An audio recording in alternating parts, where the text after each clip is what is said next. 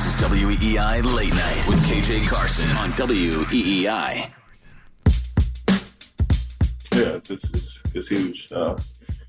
You're seeing the numbers with Jason, obviously, but everybody else is contributing in their own way. He's making it easy on them. But what I pointed out to the group was Derek and Marcus, 17 assists, 1 turnover only. So they're doing a great job finding guys, passing up good shots to get great ones for others. And that's what's going to take going forward. You can't rely on one guy, 2 guys to score all the points. We want to have an unselfish team that plays a good, appealing brand of basketball, and I think we're doing that, making extra passes and getting guys wide open looks. That's all you can ask for.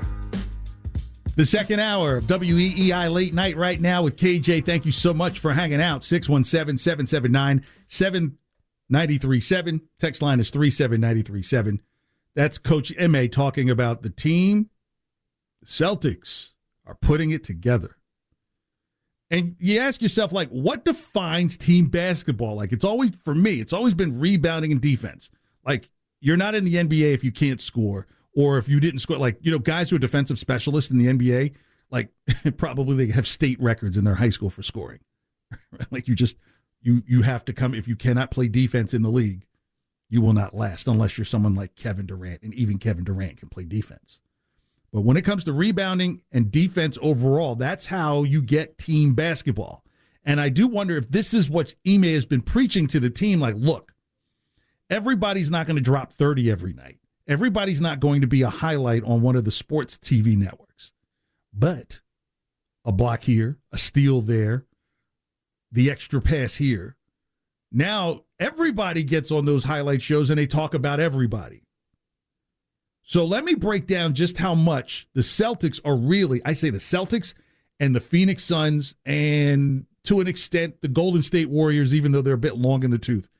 These teams are exuding team basketball. So for all of you who are like, these 2 guys are selfish and everything, you might have to put this in your pipe and smoke it. Opponents' points. Cleveland is number 1. Dallas number 2. The Celtics number 3. Miami 4, Golden State 5, Phoenix 6, 76ers 7. Though the 76ers might have dropped after tonight's game. 2-point percentage, field goal percentage of opponents. The Celtics are number 1 in the NBA and the only team in the league that's holding their opponents to under 50% shooting from 2 points. Think about that. As the opponents get closer to the basket, the Celtics are better than anybody else in the league. The Celtics are only behind the Heat and the Warriors in giving up the least amount of field goals per game. So it's like, whoa, wait a minute. Things are happening where opponents aren't even getting shots off. Hence the block shots. Not a whole lot of offensive rebounds going on. C's are second in the league in blocks, only behind Memphis. And Memphis has like 10 guys that are all like 7 foot, it seems like. That's why that Memphis game was so big, because these were 2 teams that kind of mirrored each other, except this team has Jason Tatum and Jaylen Brown. I mean, for goodness sakes, Al Horford averages a block and a half a game. And that's crazy just to fathom. And the way they're playing Rob Williams. Remember, I talked about this at the beginning of the season, if you remember this, Justin. If they could start getting Rob Williams in high pick and rolls and get him to roll to the basket, toss it up. That's all you do is just lob city. And what does he do? Lob city. Now that he's more involved in the offense. The Celtics are 10th in the league in offensive rebounds. You really have to chalk that up to really like 2-3 guys, and 10th in the league. 11th in the league in forced turnovers, 3rd in total rebounds, 3rd in defensive rebounds. 4 Celtic players are in the top 50 in the entire NBA in rebounds per game. So literally, pretty much only one guy in the starting lineup is not a top 50 rebounder in the league. That's absolutely sick. I'd mentioned that, look, teams aren't getting baskets off at the 2-point version. And here's Coach Emme talking about, look, these fast teams don't seem as fast as they did earlier in the season. You guys seem to be doing so much better against these good pace teams now. What do you think goes into that? Yeah, that being a focal point and knowing how well we guard in the half court. We want to make them beat us in the half court. It's pretty much that simple. 3 out of the last 4 games, Atlanta, Memphis, and tonight were the top 3 transition teams. So that was obviously a focal point tonight. Taking care of the ball, getting good shot selection that doesn't, assist them in their transition fast break game. And we did that. We've improved throughout the year in transition in general, so it feels like we're much better as far as that. And to give up only 11 tonight with some of the poor shooting early, that's obviously huge, and make this team have to beat us in the half court where we're number 1. Yeah. They're playing team basketball, maybe only behind the Suns in terms of quality, but the Suns are loaded. But the Celtics are scaring people. I mean, they're not scaring me. They're making me happy. I don't have to make any songs about Enes Kanter or they don't care anymore or where's the Celtic pride that we were screaming at the end of last year. That all has been corrected. Maybe it's worked. Maybe they listen late night. They're young.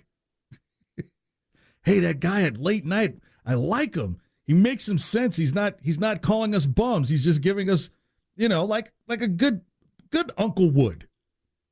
I'm not their uncle. The Celtics have won 7 of 8. I'm sorry, 6 of 7. 4 in a row. Maybe I'm being, future events. I would really want to think that this team would really want to stick it to the Pistons tomorrow night at home. Like, really stick it to them because the Pistons seem like they get up for the Celtics. This is a chance to get on them. You got Luka coming to town on Sunday. So handle your business. Get some guys rested. You got a national game on Sunday.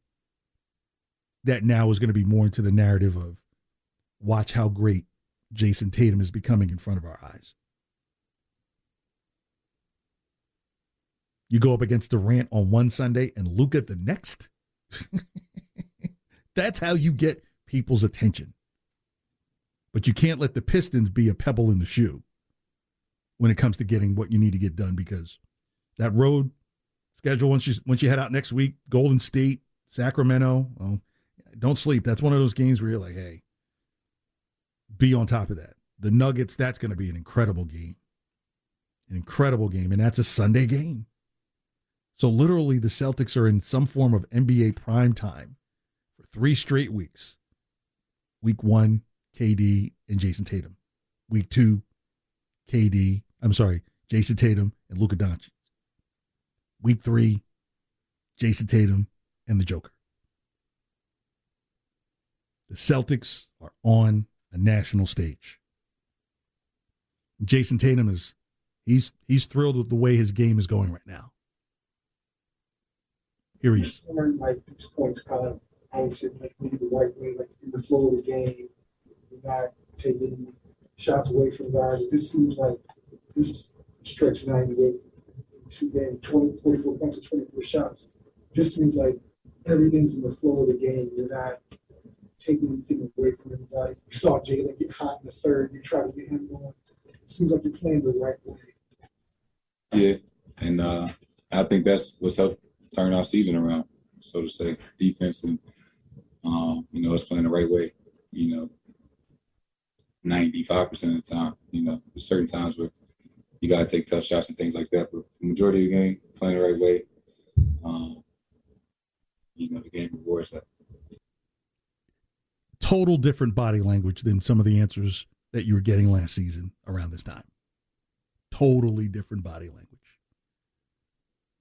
No more heads down. No more sighing in the press conferences post-game. No more mumbled answers. Now, yeah, when everything's going great, everything's going great. But as my wife likes to say, sometimes you need to know what the sour, sometimes you can appreciate the sour once you've had the sweet. Yeah, I couldn't come up with something smart like that. That's why I married a wife who was like a year older than me and much smarter than me. You have a master's? Oh, please marry me. Well, that's not why I married her. But Jason Tatum is stepping into the role of taking the hits and respecting the accolades, right? Taking the hits. He took the hits. Now he's respecting the accolades he's getting. Think about it last night. I sat there and said, Jason Tatum is about to sneak up on us and score 50 again. It felt that way. It was like, whoa. Like, it didn't feel like that was coming. And then all of a sudden you're like, wait, this dude only needs like a couple more buckets and he's got 50 again. I think he's starting to realize that when he turns it on, there's very few who can stop him. Very few. I think his teammates are also realizing that, hey, look, we can still get what we get and what we do effectively with him out there. That usually doesn't happen when people score 50 points.